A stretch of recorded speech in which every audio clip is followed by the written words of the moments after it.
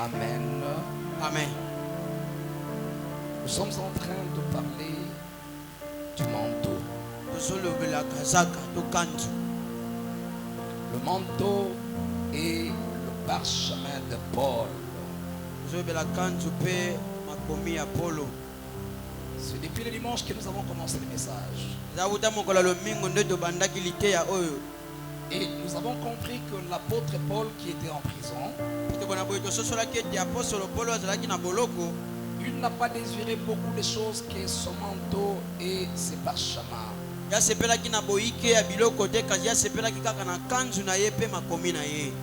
Partant de la demande que l'apôtre a formulée à Timothée son fils,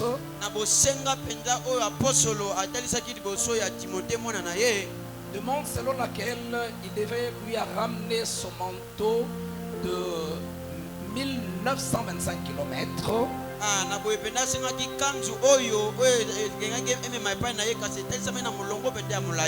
Là, nous avons compris que l'apôtre vivait dans une pauvreté criante.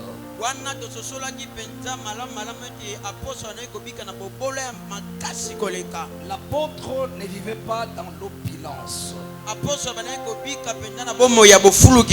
Il était dans une pauvreté. Et pourtant, apôtre de Dieu, un homme extraordinaire que le Seigneur a utilisé. Il se retrouve au soir de sa vie dans la prison, abandonné de tous et manquant l'essentiel pour vivre avec honneur sur la terre des hommes. Mais malgré cela, l'homme de Dieu est resté égal à lui-même. Il n'a pas renoncé à la foi. Il n'a pas abandonné le Seigneur. D'ailleurs, il continue à faire venir son fils Timothée pour lui prodiguer des conseils sur le service de Dieu.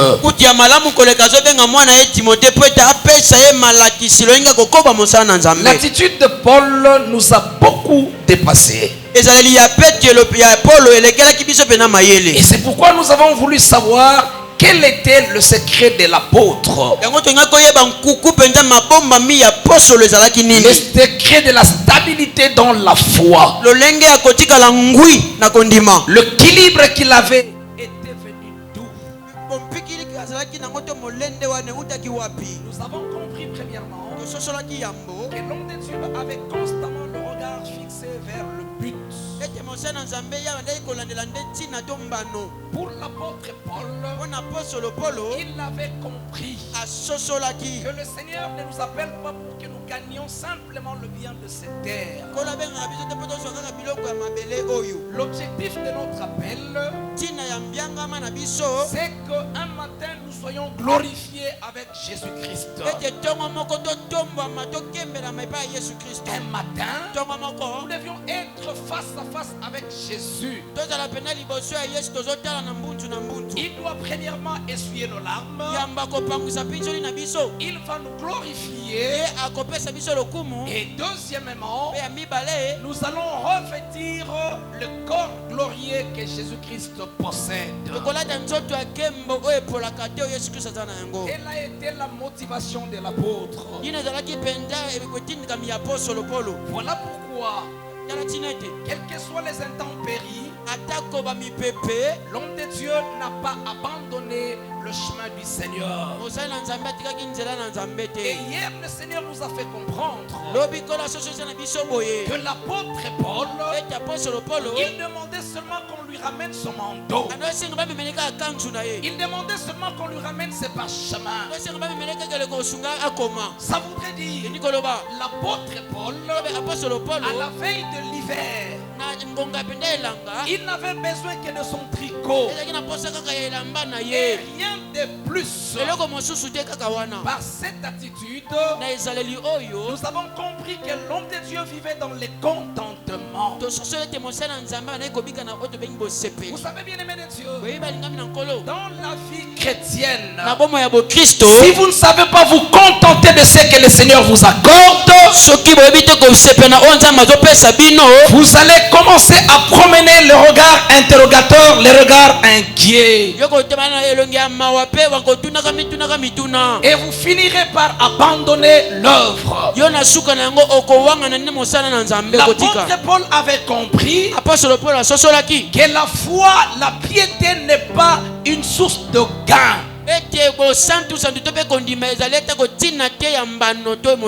Il voulait alors une piété avec un contentement. Ma soeur, mon frère, si nous pénétrons le secret de l'apôtre Paul, acceptons désormais de vivre dans le contentement. Contentons-nous de ce que nous avons. L'apôtre a appris à bien vivre dans le bon comme dans le mal. Il nous l'a dit depuis hier. J'ai appris à vivre dans l'abondance comme dans la disette.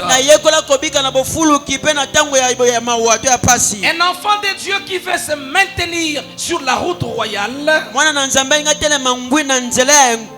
il est censé être content dans n'importe quelle position où il se trouve.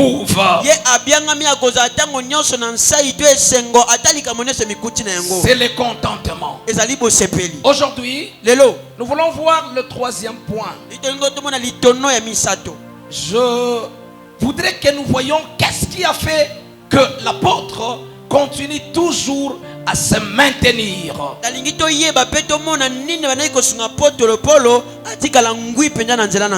Alors je nous propose le livre de Philippiens, chapitre 3e, le verset 7 et 8. Oui, on peut nous lire cela. Philippiens 3, 7, 8. Amen. Toutes ces choses constituaient à mes yeux un gain, mais à cause de Christ, je le considère désormais comme une perte. Oui, je considère toutes choses comme une perte à cause de ses biens suprêmes.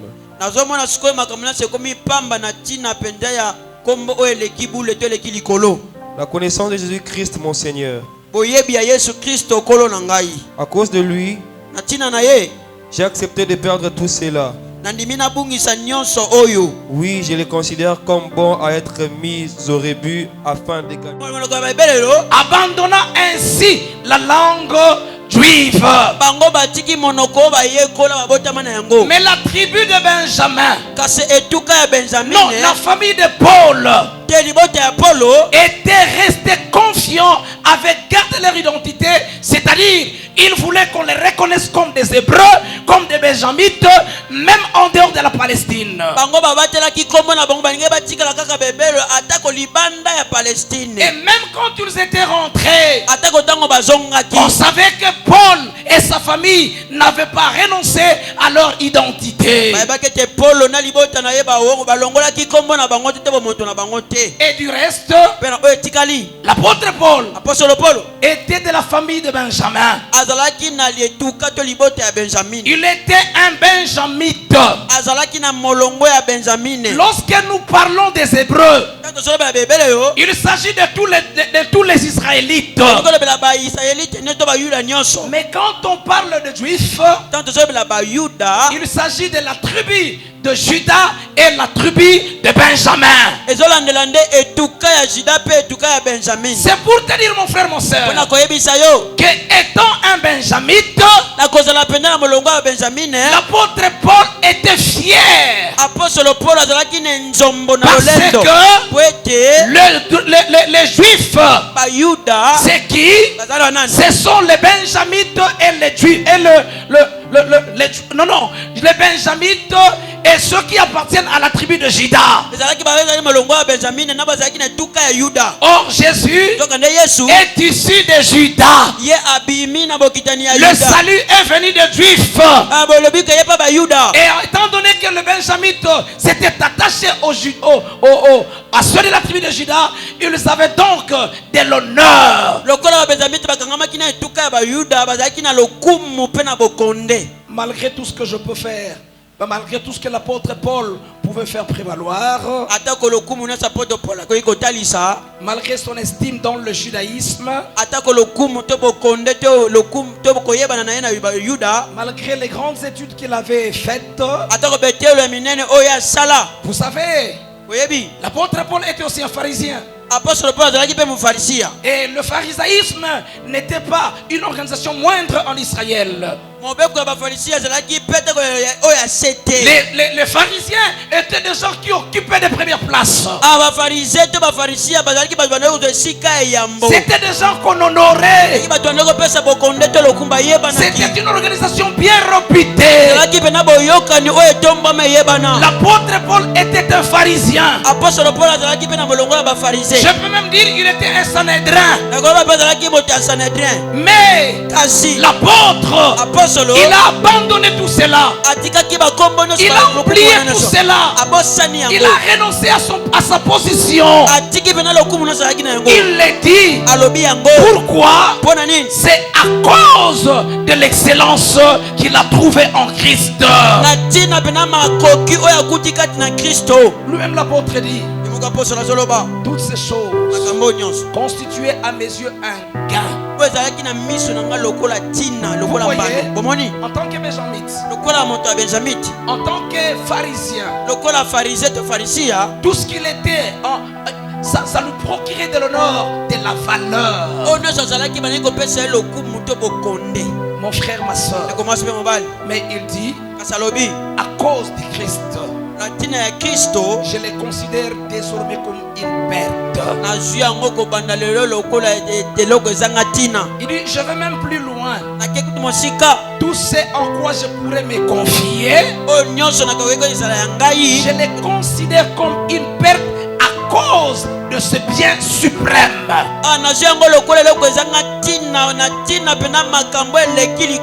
Qu'est-ce que l'apôtre Paul considère comme un bien suprême? C'est la connaissance de Jésus-Christ, son Seigneur. Pour l'apôtre Paul, le fait de connaître Jésus était essentiel. Pour l'apôtre Paul, le fait de savoir qu'il appartenait à Christ était suffisant. Alors la connaissance du Christ a fait que l'apôtre renonce au matérialisme, au positionnement.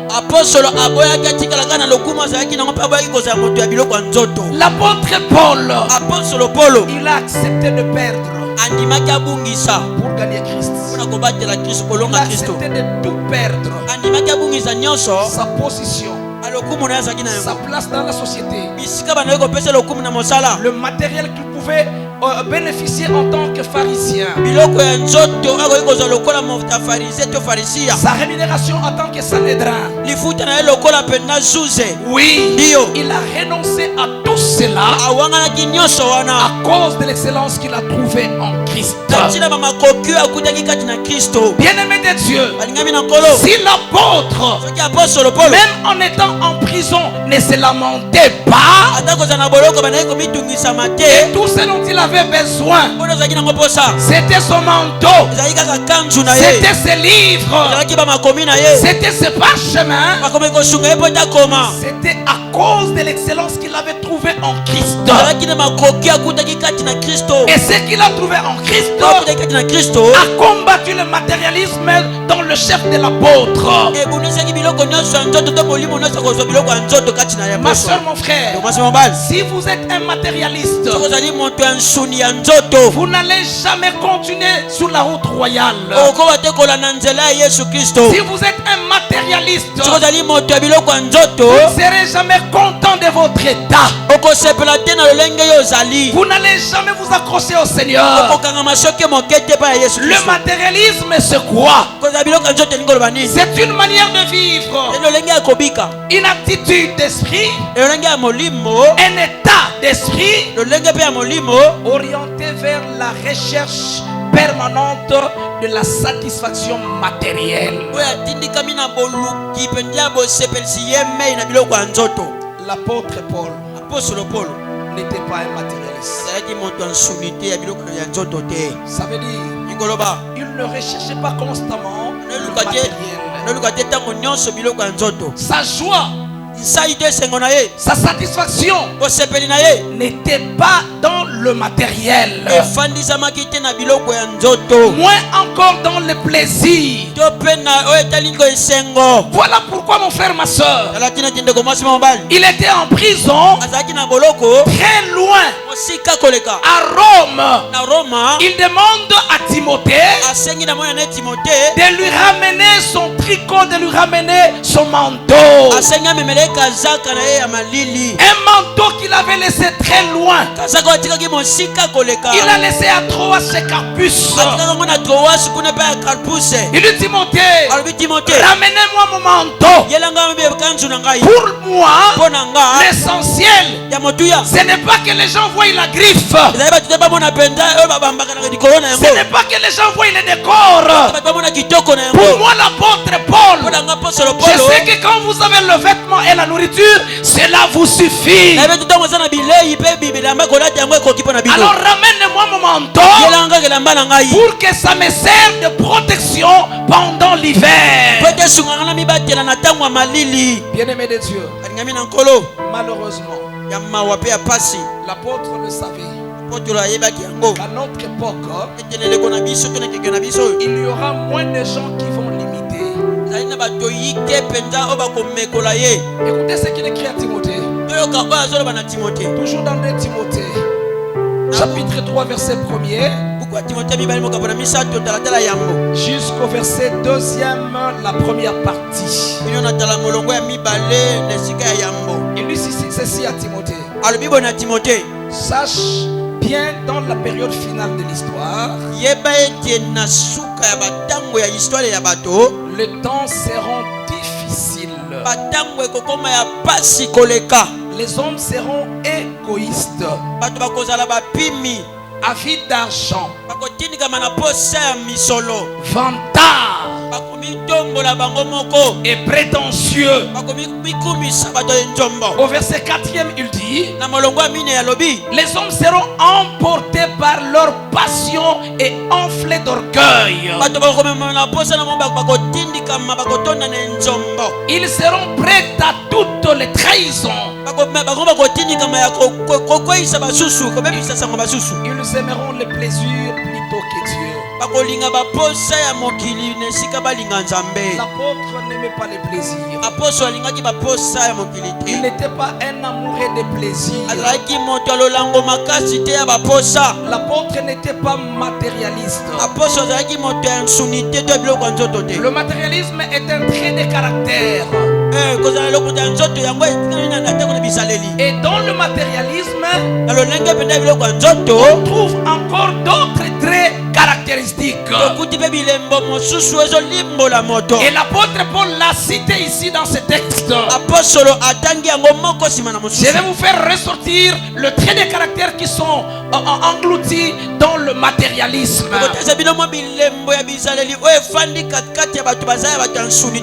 le matérialisme, il y a d'abord la possessivité. La possessivité. Le matérialiste sont très possessifs. Le matérialiste, ils ont un comportement agressif pour posséder les choses. Le matérialisme, ils veulent posséder avec exclusivité.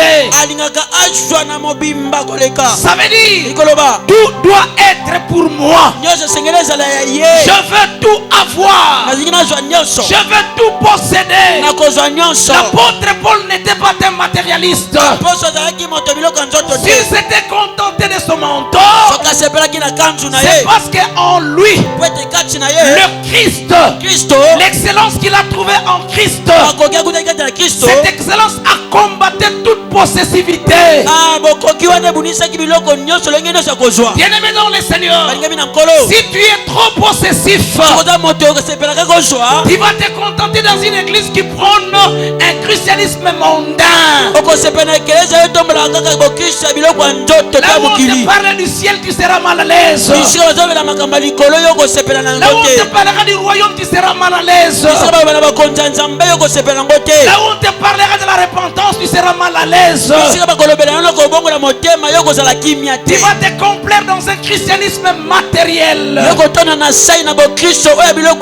Deuxième élément, contenu dans le matérialisme, le manque de générosité.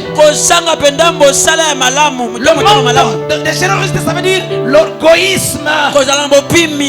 Bien-aimé de Dieu, un homme matériel, c'est un égoïste. Il n'est pas généreux. Il ne partage pas. Il n'a pas une disposition de donner aux autres. Mais il est prêt à recevoir. Prêt à avoir. Donnez-moi. Mais lui n'est pas prêt à donner aux autres. C'est une caractéristique du matérialisme. C'est un défaut qui consiste à tout ramener vers soi. L'apôtre n'était pas égoïste. L'apôtre, il était très généreux. Voilà pourquoi il pouvait se contenter de son vieux manteau.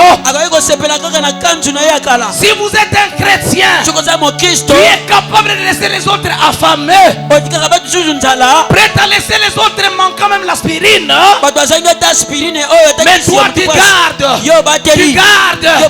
Non, il faut que je m'achète des habits. Il faut que je construise la maison.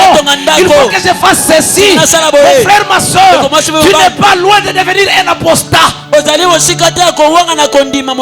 Oui, un matin tu deviendras un apostat. Parce que l'égoïsme nous prépare à l'abandon de la foi. Un homme de foi, c'est un homme généreux. Il a compassion des malheurs des autres. Il souffre avec ceux qui souffrent. Il sait partager. Il se débarrasse de toutes formes d'égoïsme. Troisième aspect contenu dans le matérialisme. Je voudrais dire, bien-aimé de Dieu, lorsque tu es trop possessif, trop égoïste, regarde-toi bien. Tu dois être un matérialiste. Et vous savez, celui qui est trop possessif, il suffit qu'il soit buté à certaines difficultés de la vie, il va facilement abandonner la foi.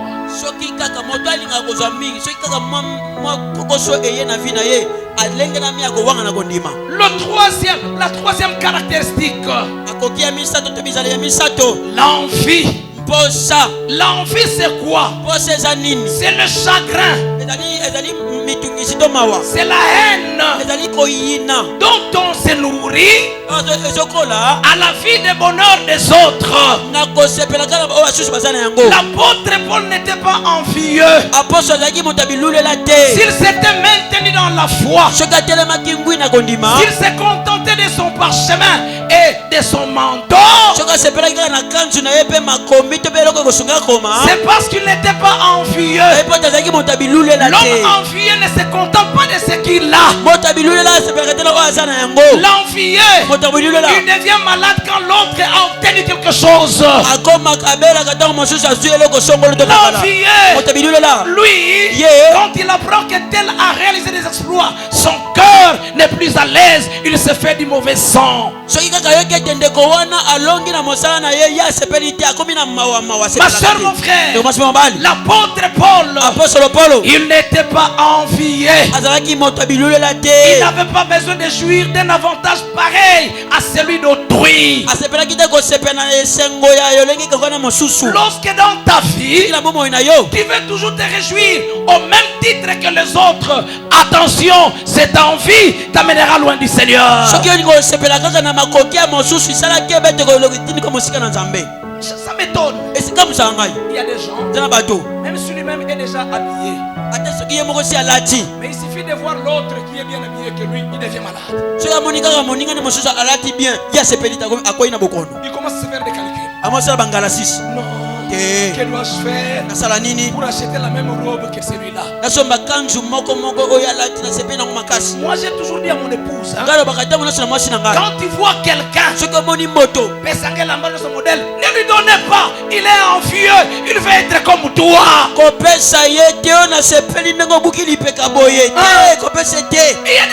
Il y a des modélistes au milieu de nous, des sœurs Gracia, des mamans Ladi, des mamans Bibiche, des papas Riffin, ils sont pleins ici. Pourquoi toi? Il y a un modèle envieux. Contente-toi de ton manteau.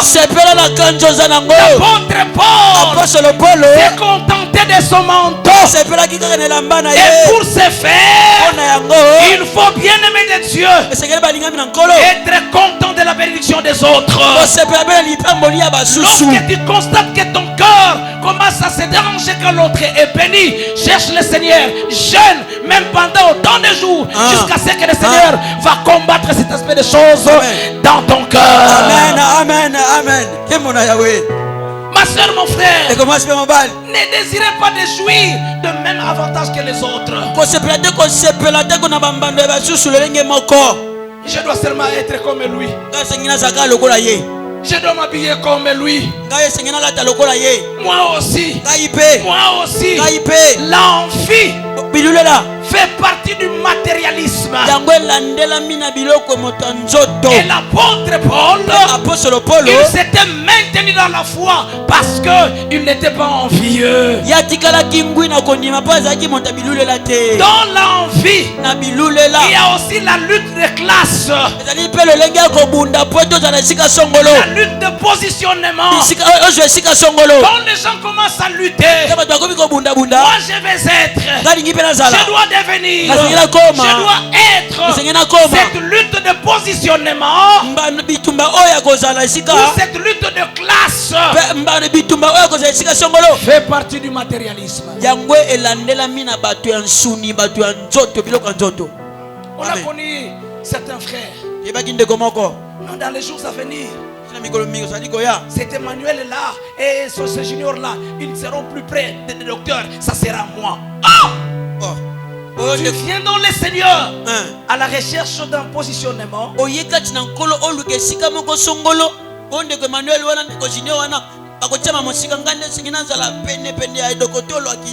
ne seras pas loin de chercher soit le fétiche, soit le poison pour en finir avec la vie de l'autre.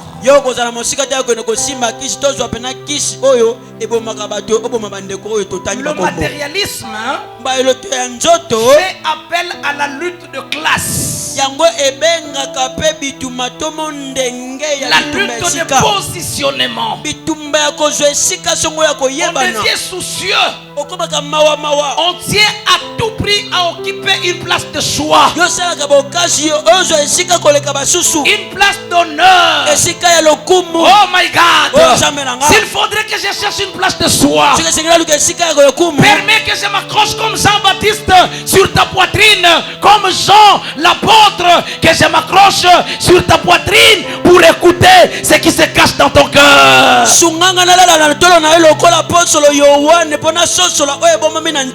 Que je me soucie seulement des parchemins. Parce que dans le parchemin, il y a la volonté du maître.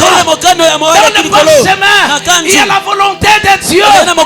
Apportez-moi le parchemin et le manteau. C'est cela dont on doit avoir besoin.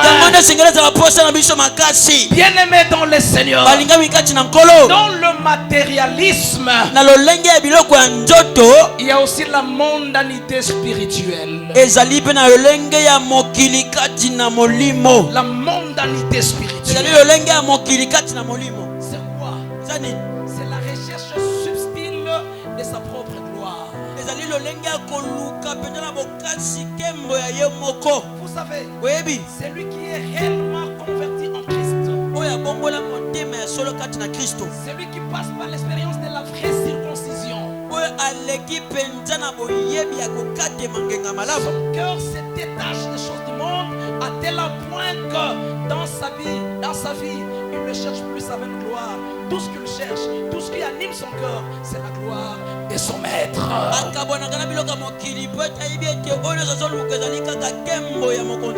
Vous savez, l'apôtre Paul, il occupait la première place. Parce qu'en Israël, quand il y avait des rencontres comme celle-ci, les pharisiens étaient toujours vers de première place. C'était un honneur. Mais l'apôtre a trouvé cela comme de la niaiserie. Il a trouvé cela comme de la bouillabaisse. Pour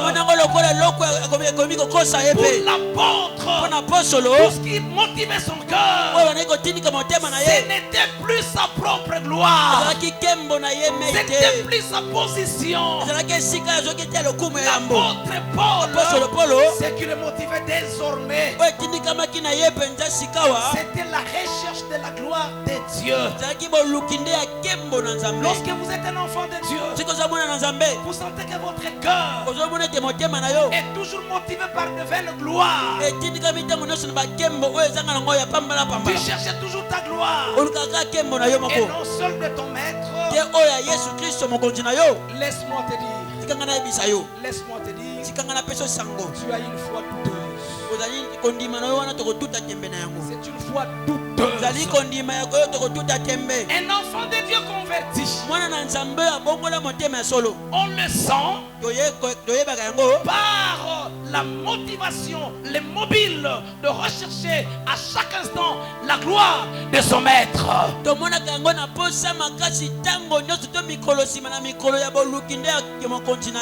Tout ce qu'il fait, tout ce qu'il dit, où qu'il part, c'est pour chercher la gloire de Dieu. Tout ce qu'il fait, il est motivé par son maître. C'est pourquoi la Bible dit, dans tout ce que vous faites, même en mangeant, même en buvant, même en vous vêtissant, même en prêchant, même en chantant, même en donnant au monde les enfants, même en se mariant, même en trouvant le travail, même en achetant ceci ou cela, faites tout pour la gloire du Seigneur. Faites tout pour la gloire de Dieu. Écoutez ce que dit l'apôtre. Philippiens chapitre 2 verset 21. Il dit, car tous recherchent leurs propres intérêts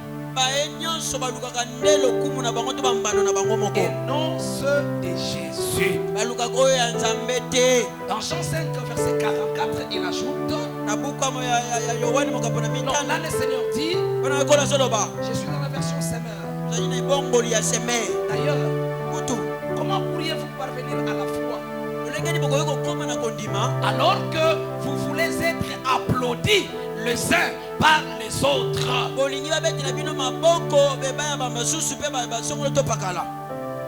Comment pourriez-vous parvenir à la foi Alors que vous voulez être applaudis les uns par les autres et que vous ne cherchez pas la gloire qui vient de Dieu, la mondialité se rapporte dans la fréquentation du beau du monde, de la beauté du monde. Ma soeur, mon frère, il y a beaucoup d'enfants de Dieu. Ils ont les habitudes propres à elles. Lorsque vous êtes dans un livre, vous trouvez mondanité est écrit au pluriel. Ça voudrait désigner la manière propre de vivre des gens de ce monde.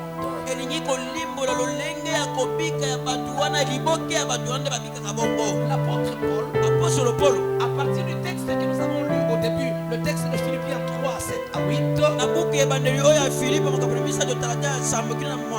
il est en train de contredire cette façon de faire, cette façon de vivre. Nous devons cesser d'être de matérialistes. On doit cesser d'être des mondains. Les hommes mondains, ils s'accrochent aux choses de ce monde. Et il ne peut pas se retrouver en prison et accepter de maintenir sa foi. Si on lui fait une proposition, une offre, il va rapidement céder. Pourquoi? Il aime vivre, il aime la vie. Mais l'apôtre, il était soucieux de voir son Seigneur.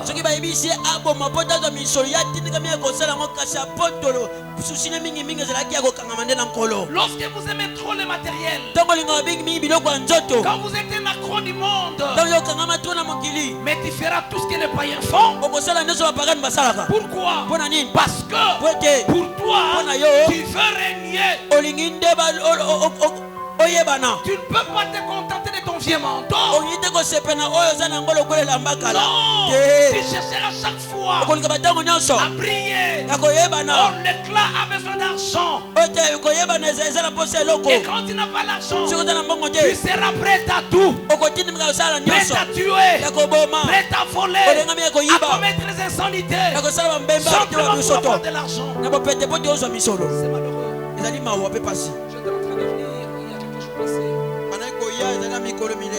Je suis en train de venir. J'ai rencontré un groupe de jeunes frères. Il y a un qui leur a amené une coupe. C'est-à-dire quoi? Il y a un type qui lui n'a pas besoin de femmes, il ne cherche que des hommes.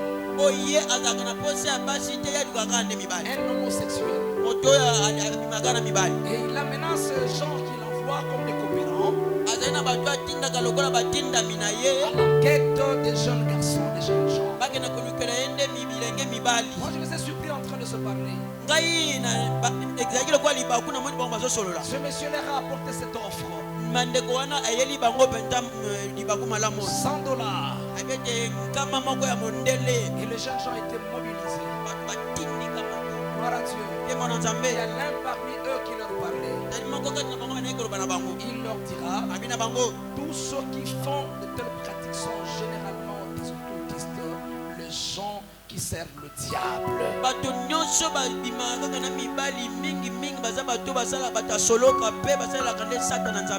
Et si vous y allez, vous aurez $100 certainement. Mais vous ne savez pas ce que vous allez laisser.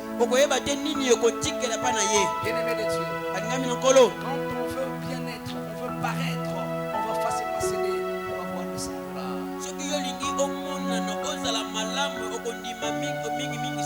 Et les jeunes sœurs n'en parlons pas. Combien renoncent à leur foi? Pour ne pas présenter trop de billets de banque, faites attention, il va t'entraîner rapidement et tout de suite au péché.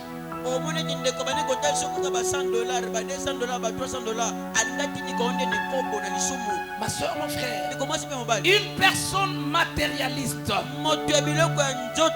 c'est une personne qui attache beaucoup d'importance aux choses matérielles. Et pour de telles personnes, le monde intelligible n'existe pas. Dieu transcendant n'existe pas. Une lame immatérielle n'existe pas. Pour ces gens-là, l'au-delà n'existe pas.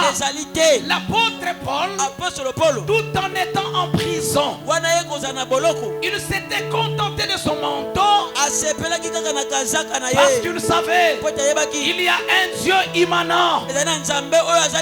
Il y a un Dieu immanent. Il savait qu'il y a une âme qui est immatérielle. Je vais t'annoncer la bonne nouvelle. Après notre mort, il y a deux directions. Ton corps mourra certes. Ton corps mourra certainement. Mais ton âme ne mourra pas. Je vais te dire, ton esprit ne mourra pas. Nous avons deux directions. Soit on va au sein d'Abraham, soit on se dirige dans la Hades, le lieu de tourment. Si vous allez dans le lieu de tourment, ta vie sera troublée. Tu seras tourmenté. Il y aura des fouets jour et nuit. Mais nous qui serons au sein d'Abraham, nous serons consolés. Nous serons dans la paix. Et ce n'est pas fini. Quand Dieu aura exterminé les hommes de ce monde, nous reviendrons dans la gloire avec Jésus-Christ. Nous allons régner sur cette terre des hommes. Mais ça sera une terre renouvelée. Parce que nous avons une grande promesse. Il y aura une nouvelle terre et de nouveaux cieux où les justes habiteront. Garde ces choses dans ton cœur et n'abandonne pas la foi. Amen. Alléluia. Amen. N'abandonne pas la foi. Bien-aimé de Dieu, le mécontentement nous sépare du Seigneur. Le mécontentement nous amène loin du Seigneur. Le mécontentement engendre la convoitise et l'envie. Et une fois la convoitise et l'envie s'installent dans le cœur, nous n'allons plus continuer dans la voie du Seigneur. Nous allons abandonner le Seigneur. Nous allons facilement faire fi à la sainteté. Nous allons rapidement oublier que nous sommes des pèlerins, que nous sommes des passagers.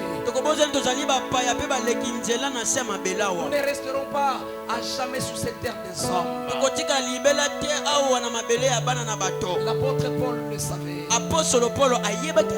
Il savait que sur la terre, nous ne vivons que momentanément. Et celui qui a cette vérité dans son cœur, il ne se laisse pas emporter par la mondanité. Bien-aimé de Dieu, pourquoi l'apôtre Paul n'a pas abandonné le Seigneur? Pourquoi il était choyé même avec son vieux manteau? C'est parce que la joie, le bonheur de l'apôtre s'est trouvé dans le fait qu'il savait qu'il appartenait, qu'il était entre les mains d'un bon Dieu. L'apôtre était persuadé. Il était convaincu que lui, il faisait partie du projet de Dieu.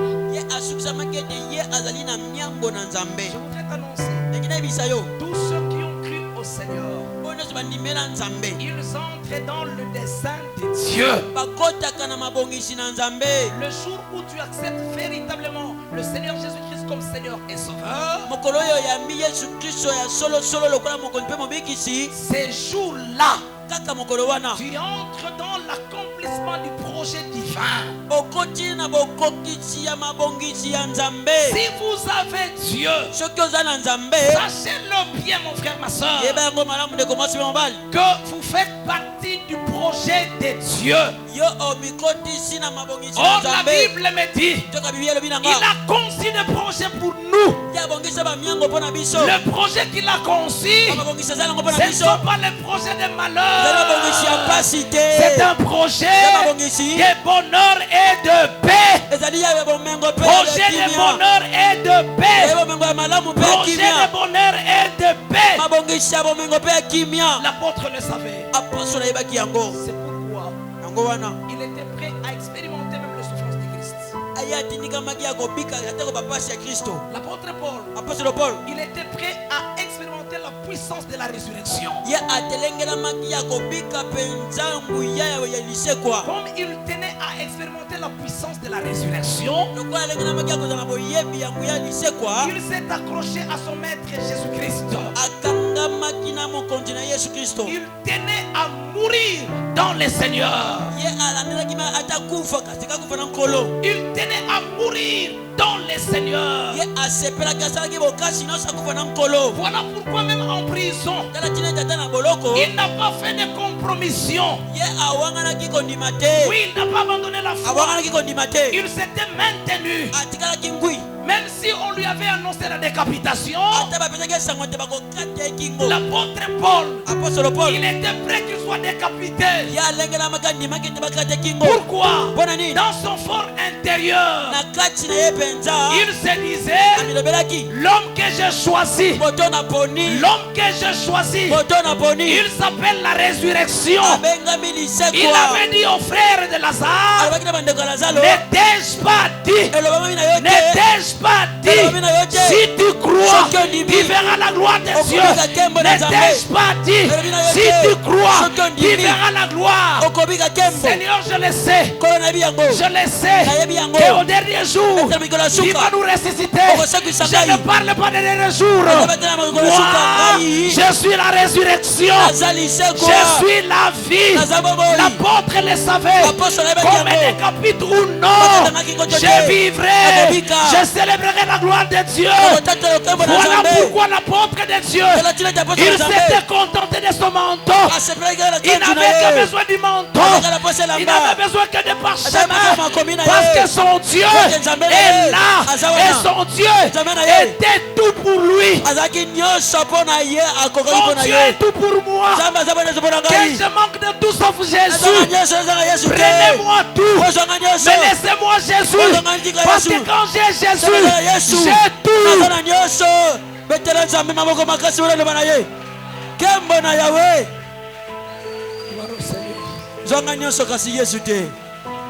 Amen. Il est malheureux. Actuellement, nous vivons quel genre de christianisme? Un christianisme qui se cache derrière les apparences. Un christianisme qui se cache dans les apparats. Un christianisme qui est fidèle de Dieu. Un christianisme qui est fidèle de la croix. Un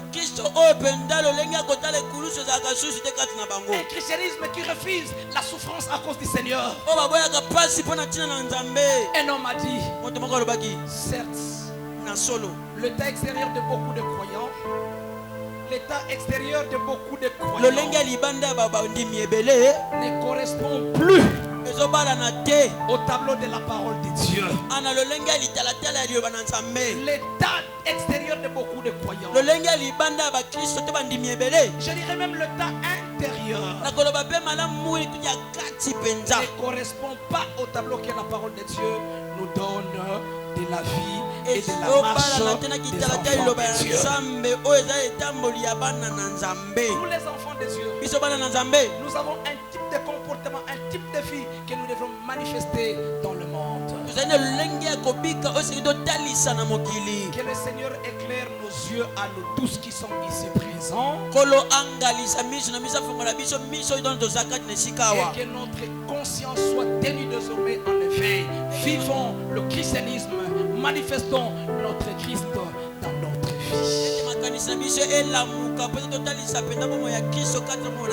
Je veux dire un enfant de Dieu. Je veux dire un enfant de Dieu. Il y a trois choses qui étouffent la parole de Dieu. Trois choses qui empêchent la parole de Dieu de germer et de produire le résultat escompté.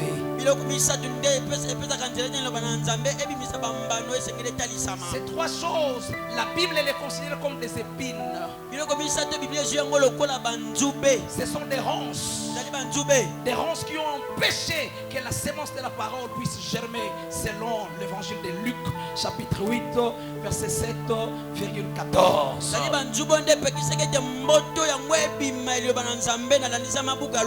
Voici les trois choses qui constituent des ronces qui empêchent la parole de Dieu à germer dans notre vie. D'abord, les inquiétudes ou les soucis. L'apôtre Paul avait banni les inquiétudes et les soucis. Deuxième des choses, ce sont des richesses. La Bible dit, ceux qui veulent s'enrichir tombent dans le piège du mal. 1 Timothée chapitre 6 verset 9. Et la dernière des choses qui combat la parole de Dieu, ce sont les plaisirs. Retenez, le plaisir, les richesses et les soucis sont des ronces. Quand le Seigneur parle de la sémence qui était tombée dans les épines et qui n'ont pas produit, ce sont ces trois choses qui ont étouffé la sémence de la parole de Jérémie.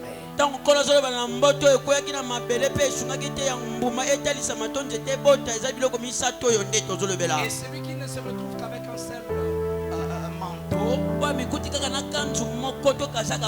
il va se maintenir sur le chemin de la croix seulement s'il combat les soucis, l'amour de l'argent ou les richesses et puis les plaisirs de ce monde.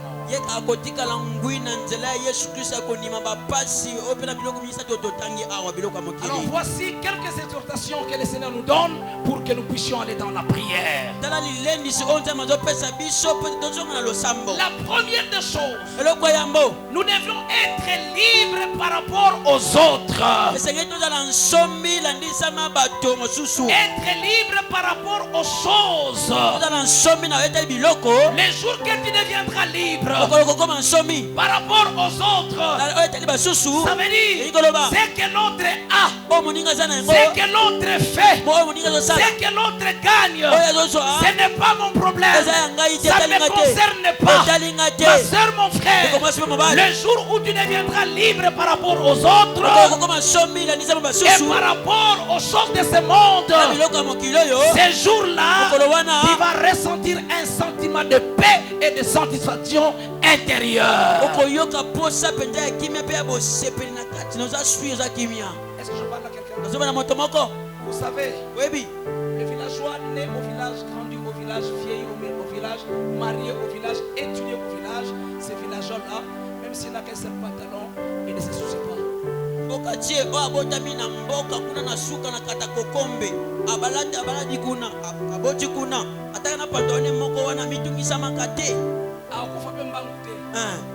Pourquoi?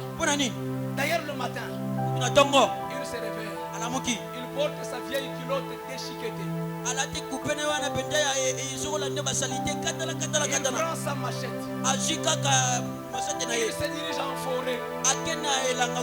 Il ne rentre que le soir après avoir absorbé tous les rayons solaires. Et quand il rentre au village, sa musique, c'est le rythme de pilon. C'est ça le rythme de sa musique. Ces messieurs-là, il est calme. Il n'en vit personne. Il n'a même pas besoin de gratte-ciel, il n'en a pas besoin. Et sa vie sera longue. Il est en paix parce qu'il est satisfait de l'état dans lequel il se trouve. Vous savez le problème c'est quoi? Presque tous ont le même standing dans ce village-là. Je te conseille de vivre comme ces vieux villageois. Cesse de regarder les autres. Ce qui te dérange, hein? La teinture de l'autre, la chemise de l'autre, la maison de l'autre, les maris de l'autre, la fête de l'autre. Sa fête était meilleure. Moi aussi, ma soeur, mon frère, nous devions abandonner cette habitude-là. Soyons libres par rapport aux autres. Soyons libres par rapport au matériel de ce monde. Contentons-nous de notre vieux manteau. Nous aurons la paix. Nous ne serons pas troublés. Et nous allons être satisfaits. Hébreux chapitre 13 verset 5 dit ceci. Que votre manière d'être soit exempte d'amour de l'argent. Étant content de ce que vous avez. Car lui-même a dit, je ne te délaisserai point. Je ne t'abandonnerai point. C'est lui-même qui a dit cela. Il ne te délaissera point. Il ne t'abandonnera point. Mais que ton cœur soit circoncis de l'amour de l'argent. Compte sur Dieu et tu seras calme. Deuxième conseil. Et j'aimerais que ce soit le dernier, on s'arrête par là.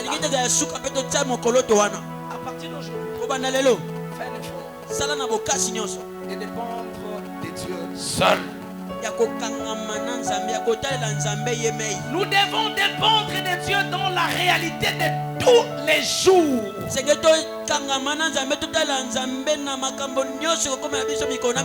Évitons la compromission.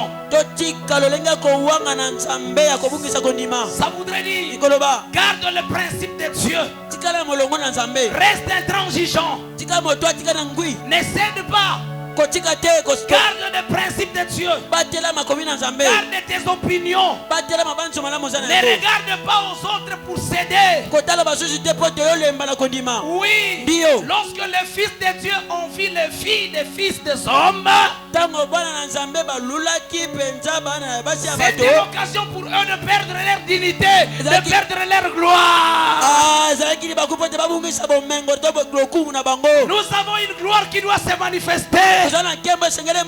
Bientôt l'heure va sonner. Ce que nous serons doit être révélé. Évitons la compromission. Évitons un christianisme formel. Évitons l'injustice. Soyons patients. Soyons persévérants. Soyons sages. Et comptons sur la grâce de Dieu. Même avec un seul manteau, nous aurons la joie du cœur, nous aurons la paix, nous vivrons normalement, nous ne souffrirons pas de maladies de cœur, pas de gastrite, pas d'estomac, parce que nos yeux seront tournés vers Dieu. Évitons la facilité et le désir de tout obtenir immédiatement. Même notre Dieu n'a pas créé le monde en un seul jour. Il y avait le premier jour, il y avait le deuxième, il y avait le troisième, il y avait le cinquième. La Bible dit tout était bon. Mais le septième jour, le sixième jour, quand toi tu as été créé, la Bible dit tout était devenu très bon. Tout était devenu très bon. Dieu va changer des choses dans ta vie. Sois patient. Attends le temps. Peut-être nous sommes au premier, peut-être au deuxième, peut-être au troisième, peut-être au quatrième. Je prie que le sixième jour arrive pour que tout soit très bon dans ta vie et que Dieu te bénisse abondamment.